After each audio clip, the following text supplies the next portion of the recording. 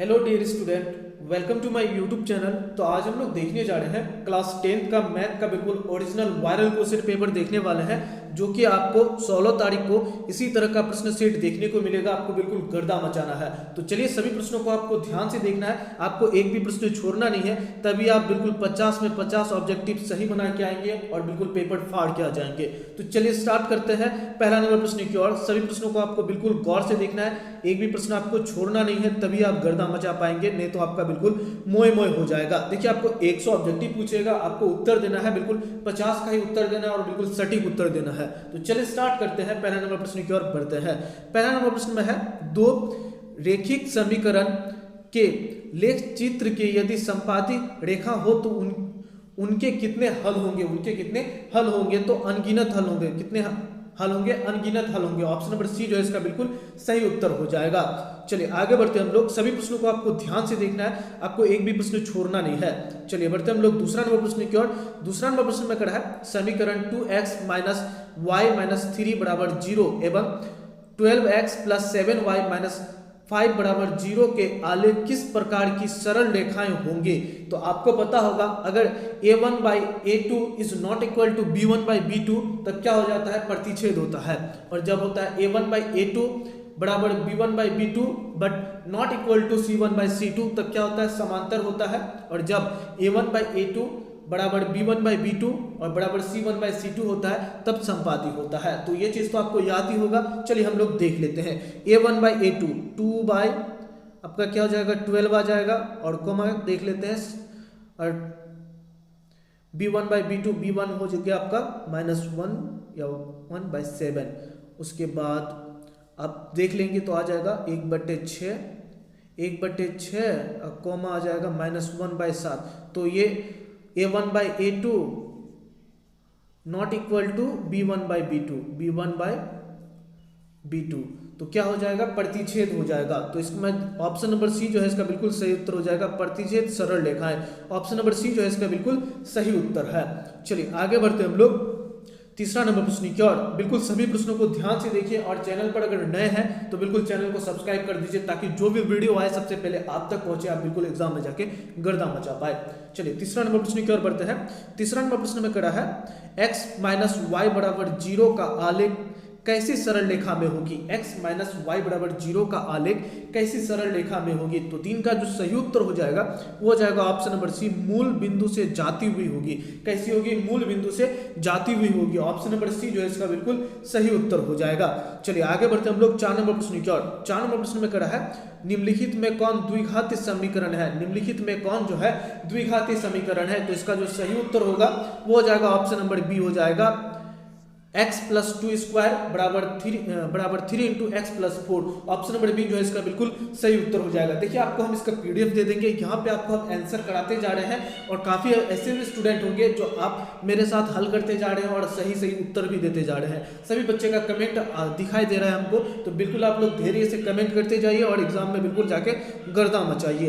चलिए बढ़ते हम लोग 5 नंबर प्रश्न की ओर। 5 नंबर प्रश्न में कहा है, यदि समीकरण 2x square plus px minus 3 बराबर 0 का एक मूल्य जो है वो -3 हो तो p का मान क्या होगा। एक मूल्य आपको दिया गया है, वो क्या दिया गया है? -3 दिया गया है। तो आपसे पूछ रहा है p का मान क्या हो जाएगा। तो अगर इसको हल करेंगे तो p का मान जो आ जाएगा वो आ जाएगा 5 आ जाएगा। ऑप्शन नंबर बी जो है इसका बिल्कुल सही उत्तर हो जाएगा। चलिए आगे बढ़ते हैं हम लोग 6 नंबर प्रश्न की ओर। अगर आप इसका पीडीएफ लेना चाहते हैं तो बिल्कुल उसका लिंक आपको हमारे डिस्क्रिप्शन पर डाल दिया गया, वहां से इसको डाउनलोड कर लीजिए, ताकि आप एग्जाम में जाके बिल्कुल गर्दा मचा पाए। चलिए बढ़ते हैं हम लोग 6 नंबर प्रश्न की ओर। 6 नंबर प्रश्न में कहा है, के किन मानों के लिए द्विघात समीकरण 9x square plus 3kx plus 4 बराबर 0 का मूल वास्तविक और समान होगा। क्या बोल रहा है? मूल जो है वो वास्तविक और समान होगा। के का कौन सा मान होगा जिसमें जो मूल जो है वास्तविक और समान होगा। तो 6 का जो सही उत्तर हो जाएगा वो हो जाएगा ऑप्शन नंबर ए आ जाएगा, +-4 अगर बैठा देंगे के की जगह पे तो मूल जो है वास्तविक और समान आ जाएगा। चलिए आगे बढ़ते हम लोग 7 नंबर प्रश्न की ओर। सभी प्रश्नों को आपको ध्यान से देखते जाना है। 7 नंबर प्रश्न में कहा है, यदि x square plus 3px plus 2p² बराबर 0 के मूल जो है अल्फा और बीटा हो तो α² प्लस β² बराबर 5 हो तो p का मान ज्ञात करना है। तो p का आपको मान ज्ञात करना है, तो p का मान जो आ जाएगा 7 का जो सही उत्तर होगा वो जाएगा ±1 आ जाएगा। ऑप्शन नंबर सी जो है बिल्कुल सही उत्तर हो जाएगा। चलिए आगे बढ़ते हम लोग 8 नंबर प्रश्न की और सभी प्रश्नों को आप ध्यान से देखते चलिए। 8 नंबर प्रश्न में कहा है द्विघात समीकरण a² p² x² minus q² बराबर 0 के मूल होंगे कि 0 के मूल पूछ रहा है क्या होगा। तो इसको हल कर आपको मूल का फॉर्मूला में बैठा करके इसको हल कर लेना है। तब हल करेंगे तो इसका जो सही उत्तर आ जाएगा वो आ जाएगा ऑप्शन नंबर डी आ जाएगा ±q/AP। क्या आ जाएगा q/AP आ जाएगा। ऑप्शन नंबर डी जो है इसका बिल्कुल सही उत्तर हो जाएगा। चलिए आगे बढ़ते हम लोग 9 नंबर प्रश्न की ओर। 9 नंबर प्रश्न में करा है द्विघात समीकरण x² माइनस 15x प्लस 50 बराबर 0 के मूल के योग एवं मूलों का गुणनफल का अनुपात होगा। सबसे पहले तो आपको मूल का योग निकालना है, मूल का योग निकालने के बाद फिर गुणनफल निकाल लेना है, तब उसका अनुपात निकालना होगा। तो अनुपात जो आ जाएगा 9 का जो सही उत्तर हो जाएगा 3:10 का आएगा। कौन कितना का अनुपात आएगा 3:10। कौन सा सही उत्तर हो जाएगा ऑप्शन नंबर ए जो है इसका बिल्कुल सही उत्तर हो जाएगा। चलिए आगे बढ़ते हम लोग 10 नंबर प्रश्न की ओर।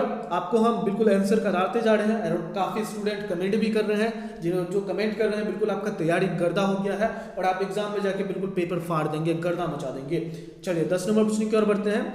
10 नंबर प्रश्न में कहा है यदि द्विघात समीकरण के मूल -5 एवं 1 हो तो द्विघात समीकरण होगा। द्विघात समीकरण क्या होगा? तो 10 का जो सही उत्तर हो जाएगा वो जाएगा option number A x² plus 6x plus 5 बराबर 0 होगा। ऑप्शन नंबर ए जो है इसका बिल्कुल सही उत्तर हो जाएगा। चलिए आगे बढ़ते हम लोग 11 नंबर प्रश्न की ओर। 11 नंबर प्रश्न में कहा है यदि किसी पहिए की त्रिज्या 35/44 मीटर हो तो 2 चक्कर में तय की गई दूरी, 2 चक्कर में कितना तय करेगा दूरी वो बताना है। आपका त्रिज्या दिया गया है 35/44 दिया गया है, तो 2 चक्कर में वो कितना दूरी तय करेगी। त्रिज्या आपका आर कितना दिया गया है 35/44 दिया गया है, वहां से आपको निकाल लेना है 2 चक्कर में। तो 2 चक्कर में उसका जो परिधि है वो तय करेगा। तो आंसर जो आ जाएगा 11 का जो सही उत्तर हो जाएगा वो जाएगा ऑप्शन नंबर ए 10 मीटर। चलिए आगे बढ़ते हम लोग 12 नंबर प्रश्न की ओर। 12 नंबर प्रश्न में कहा है यदि केंद्र O और त्रिज्या R वाले वृत्त में कोण AOB बराबर थीटा हो तो चाप AB की लंबाई क्या बराबर है। तो चाप का जो लंबाई है वो पूछ रहा है क्या होगा। तो इसका जो सही उत्तर हो जाएगा 12 का जो सही उत्तर होगा वो हो जाएगा ऑप्शन नंबर सी आ जाएगा πr/θ/180 degree. πr/θ/180 degree. Option number C जो है इसका बिल्कुल सही उत्तर हो जाएगा। चलिए आगे बढ़ते हम लोग 13 नंबर प्रश्न की ओर। बिल्कुल सभी प्रश्नों को देखते चलिए और जो कमेंट कर रहे हैं बिल्कुल आपका तैयारी गर्दा हो गया है और आप एग्जाम में जाके बिल्कुल धुआं करने वाले हैं। चलिए 13 नंबर प्रश्न की ओर बढ़ते हैं। 13 नंबर प्रश्न में कहा है एक 8 सेंटीमीटर त्रिज्या के ठोस गोले से 8 सेंटीमीटर त्रिज्या के कितने ठोस गोले बनाए जा सकते हैं। कि कितने 1 सेंटीमीटर त्रिज्या वाले कितने ठोस गोले बनाए जा सकते हैं 8 सेंटीमीटर त्रिज्या वाले ठोस गोले से। तो 13 का जो सही उत्तर हो जाएगा वो हो जाएगा ऑप्शन नंबर बी 512 गोले बनाए जा सकते हैं। कितने गोले बनाए जा सकते हैं 512 गोले बनाए जा सकते हैं। तो ऑप्शन नंबर बी जो है इसका बिल्कुल सही उत्तर हो जाएगा। चलिए आगे बढ़ते हम लोग 14 नंबर प्रश्न की ओर। 14 नंबर प्रश्न में कहा है एक शंकु के आधार का व्यास 10 सेंटीमीटर और उसकी ऊंचाई 12 सेंटीमीटर, तो शंकु का आयतन होगा। तो शंकु का क्या पूछ रहा है आपसे आयतन होगा। तो इसका जो सही उत्तर होगा 14 का जो सही उत्तर होगा फॉर्मूला में बैठा के इसको निकाल लेंगे आप। आपसे पूछ रहा है आयतन क्या होगा। आपको दिया गया है आपका आधार दिया गया है, व्यास दिया गया है, व्यास मतलब डी जो दिया गया है 12 सेंटीमीटर, तो आर निकाल लेंगे तो आर आ जाएगा 12/2, आर आ जाएगा आपका 6 आ जाएगा और व्यास दिया आधार दिया गया है 10 दिया गया है। यहाँ से आपको आयतन निकाल लेना है। तो 14 का जो सही उत्तर होगा वो जाएगा ऑप्शन नंबर सी हो जाएगा 100 pi centimetre cube. Option number C जो है इसका बिल्कुल सही उत्तर हो जाएगा। चलिए आगे बढ़ते हैं हम लोग 15 नंबर प्रश्न की ओर। प्रश्न में कहा है एक धातु के पाइप की बाह्य त्रिज्या 4 सेंटीमीटर और आंतरिक त्रिज्या 3 सेंटीमीटर, यदि इसकी लंबाई 10 सेंटीमीटर हो तो धातु का आयतन होगा। तो धातु का जो आयतन आएगा वो आएगा 220 सेंटीमीटर क्यूब आ जाएगा। ऑप्शन नंबर बी जो है इसका बिल्कुल सही उत्तर हो जाएगा। चलिए आगे बढ़ते हैं हम लोग 16 नंबर प्रश्न की ओर।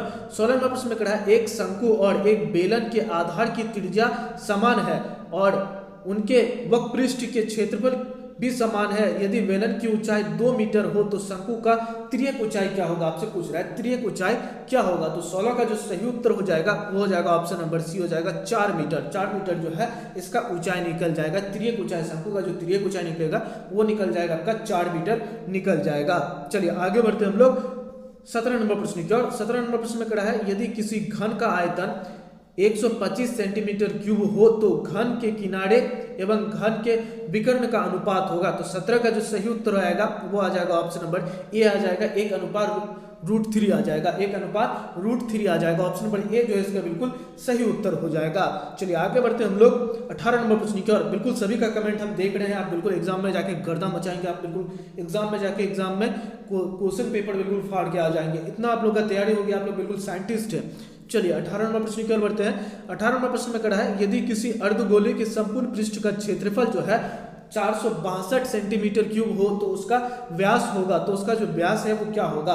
तो 18 का जो सही उत्तर आ जाएगा, व्यास आपका जो आएगा वो आ जाएगा 14 सेंटीमीटर, मतलब आपका डी जो आ जाएगा वो आ जाएगा 14 सेंटीमीटर और आपका जो आर निकलेगा वो आ जाएगा आपका 7 सेंटीमीटर। चलिए आगे बढ़ते हैं हम लोग 19 नंबर प्रश्न की ओर। 19 नंबर प्रश्न में कहा है दो बेलन की त्रिज्याओं का अनुपात 2:3 है, उसकी ऊंचाई का अनुपात 5:3 हो तो उसके आयतनों का अनुपात होगा, तो उसके आयतनों का अनुपात होगा। तो 19 का जो सही उत्तर हो जाएगा वो हो जाएगा ऑप्शन नंबर बी, 20:27, 20:27 आएगा। ऑप्शन नंबर बी जो है इसका बिल्कुल सही उत्तर हो जाएगा। चलिए आगे बढ़ते हम लोग 20 नंबर प्रश्न की ओर। 20 नंबर प्रश्न में कहा है यदि किसी गोले की त्रिज्या 3 गुनी हो जाती है तो उसका आयतन हो जाएगा। यदि किसी गोले का जो त्रिज्या है वो 3 गुना हो जाए तो उसका जो आयतन है वो क्या हो जाएगा। तो 20 का जो सही उत्तर होगा वो हो जाएगा ऑप्शन नंबर डी, 27 गुना बढ़ जाएगा। कितना गुना बढ़ जाएगा, 27 गुना, 27 गुना जो है वो बढ़ जाएगा। ऑप्शन नंबर डी जो है इसका बिल्कुल सही उत्तर हो जाएगा। चलिए आगे बढ़ते हम लोग 21 नंबर प्रश्न की ओर। 21 नंबर प्रश्न में कह रहा है रूट अंडर 81/2 है एक, रूट अंडर 81/2 जो है, रूट अंडर 81 को अगर हटाएंगे तो 9/2 आ जाएगा, 9/2 आ जाएगा। ये जो 9/2 जो है वो क्या है, एक अपरिमेय परिमेय संख्या है। क्या है, परिमेय संख्या है। 9/2 क्या है, एक परिमेय संख्या है। चलिए आगे बढ़ते हम लोग 22 नंबर प्रश्न की ओर। 22 नंबर प्रश्न में कहा है 192 के अभाज्य गुणनखंड में 2 का घातांक है। 192 के अभाज्य गुणनखंड में 2 का घातांक क्या है। तो सबसे पहले हम लोग को चेक कर लेना है इसका लॉसो लेकर के। अगर लॉसो लेंगे तो आ जाएगा आपका 9 दूना 18, 6 दूना 12, उसके बाद फिर से लॉसो लेंगे तो आ जाएगा आपका 48, फिर अगर लॉसो लेंगे तो आ जाएगा 24, फिर से अगर लॉसो लेंगे तो आपका आ जाएगा 12, फिर से अगर लॉसो लेंगे तो आपका आ जाएगा 6, फिर से अगर लॉसो लेंगे तो आ जाएगा 3, 1 2 3 4 5 6। ऑप्शन नंबर सी 42 का जो है ऑप्शन नंबर सी बिल्कुल सही उत्तर हो जाएगा। 2 का जो घातांक है वो 6 आ जाएगा। ऑप्शन नंबर सी जो है इसका बिल्कुल सही उत्तर है। चलिए बढ़ते हम लोग 23 नंबर प्रश्न की ओर। 23 नंबर प्रश्न में कहा है यदि भाग एल्गोरिथम ए बराबर BQ प्लस R है तो A बराबर 72 और Q बराबर 8 तथा R बराबर 0 हो तो B का मान क्या होगा। तो आपसे पूछ रहा है B का मान क्या हो जाएगा। तो इसको आपको बैठा देना है, उसमें बैठा करके आपका B का मान जो निकल जाएगा। तो 23 का जो सही उत्तर हो जाएगा वो हो जाएगा ऑप्शन नंबर ए आ जाएगा, 9 आ जाएगा। चलिए आगे बढ़ते हम लोग 24 नंबर प्रश्न की ओर। कह रहा है निम्नलिखित में से किसका दशमलव प्रसार जो है वो शांत है, किसका दशमलव प्रसार जो है वो शांत है। तो 24 का जो सही उत्तर आएगा वो आ जाएगा ऑप्शन नंबर बी आ जाएगा, 11/160 का जो दशमलव प्रसार है वो कैसा है, शांत है। चलिए आगे बढ़ते हम लोग 25 नंबर प्रश्न की। 25 नंबर प्रश्न में है यदि Q एक धनात्मक पूर्णांक है तो निम्नलिखित में कौन धनात्मक विषम पूर्णांक नहीं है। निम्नलिखित में कौन जो है वो धनात्मक विषम पूर्णांक नहीं है। तो इसका जो सही उत्तर होगा वो हो जाएगा option number B, 8Q plus R जो है ये धनात्मक पूर्णांक नहीं है। चलिए आगे बढ़ते हम लोग 26 नंबर प्रश्न की ओर। 26 नंबर प्रश्न में है दो लगातार सम संख्याओं का मोसो होता है।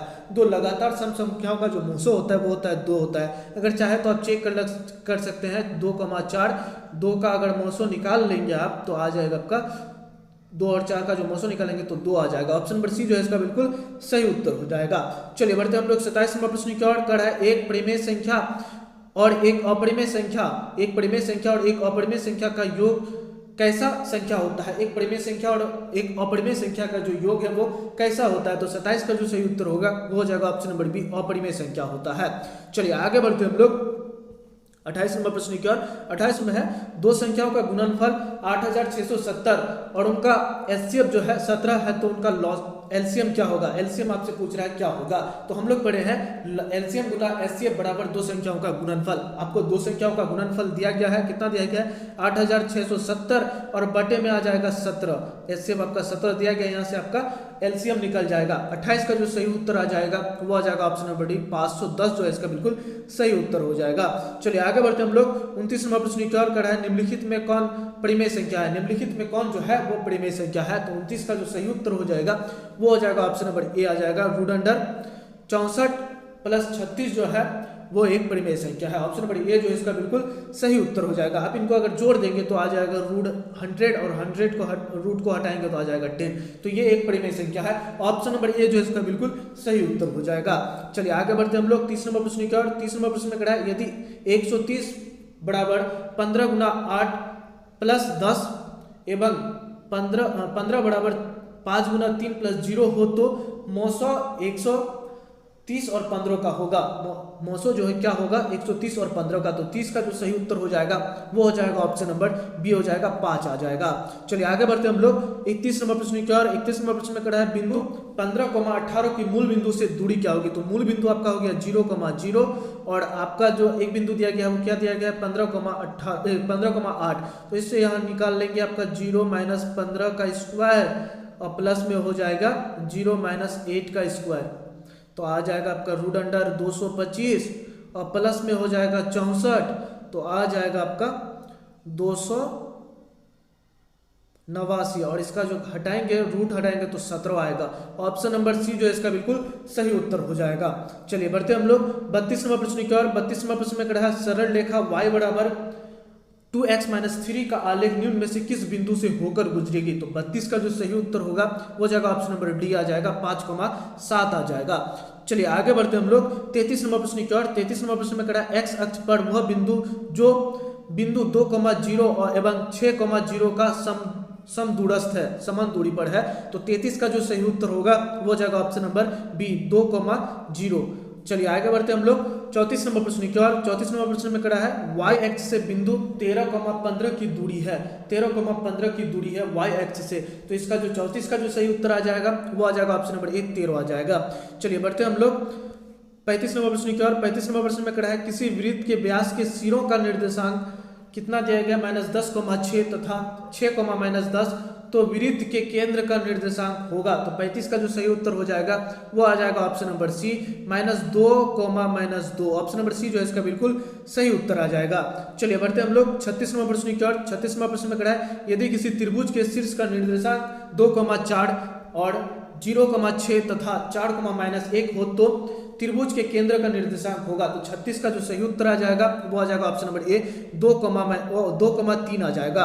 चलिए आगे बढ़ते हम लोग 37 नंबर प्रश्न की ओर कर रहा है बिंदु 13,19 से एक्स अक्ष पर डाले गए लंब की लंबाई है, एक्स अक्ष से डाले गए लंब की लंबाई है, तो 37 का जो सही उत्तर आ जाएगा वो आ जाएगा ऑप्शन नंबर बी 19 है। चलिए आगे बढ़ते हम लोग 38 नंबर प्रश्न की ओर कर रहा है बिंदु -2,8 -6,-4 को मिलाने वाले रेखाखंड का मध्य बिंदु किस चतुर्थांश पर में स्थित है। तो सबसे पहले बिंदु जो दिया गया है वो क्या दिया गया -2,8 और एक बिंदु क्या दिया गया है -6,-4 दिया गया है। तो सबसे पहले क्या करना है आपको हल कर लेना है, प्लस माइनस माइनस अब बटे हो जाएगा 2 और कॉमा आ जाएगा 8 प्लस माइनस माइनस बटे में आ जाएगा 2, तो -8 बटे 2 और फिर आ जाएगा 4 बटे 2, आपका 2 आ जाएगा -4 आ जाएगा -4,2, तो 1 प्लस, तो ये आ जाएगा द्वितीय में आ जाएगा। ऑप्शन नंबर बी जो है इसका बिल्कुल सही उत्तर हो जाएगा।